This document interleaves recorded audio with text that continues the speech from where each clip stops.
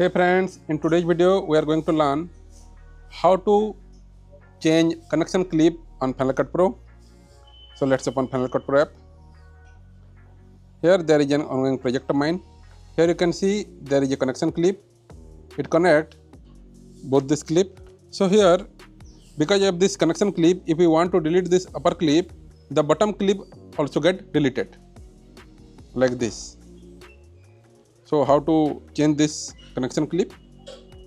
To do that, select the bottom clip and then press Option and Command and then click to the point where you want to move this connection clip, and you can see it has moved here.